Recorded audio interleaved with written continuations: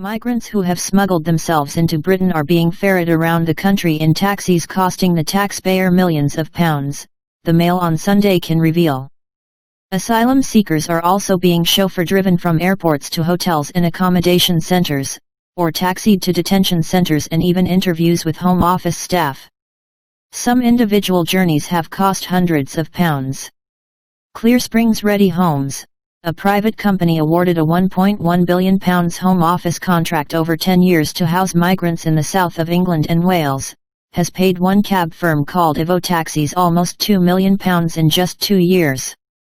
It is understood that Clearsprings, which is based in Rayleigh, Essex, has contracts with other taxi firms costing hundreds of thousands of pounds. The company provides housing and transport for most of the 4,000 migrants who arrived this year in dinghies from Calais. Sources claim that Clearsprings paid Sussex-based Evo Taxis more than £1.7 million to transport asylum seekers around the southeast over 2 years.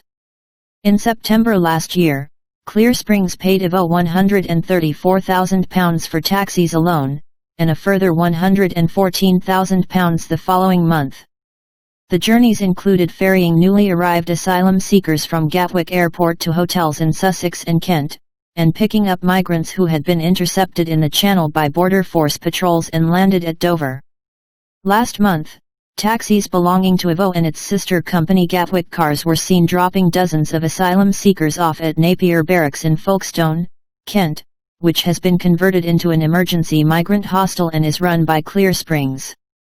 Photographs and videos of the asylum seekers arriving at the barracks appeared in the national media, sparking off an internal inquiry at Evo that last night said it had not been commissioned by Clearsprings for any jobs on that day.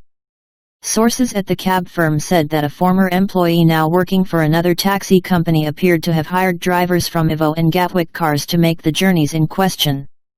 An Evo spokesman said, "We have conducted our own compliance investigation and have, as a result, reported a number of drivers for breaching licensing regulations to Crawley and West Sussex councils." Clearsprings declined to comment and referred inquiries to the Home Office, which said, "We pay a set mileage rate for all journeys that Clearsprings provides as part of their asylum contracts.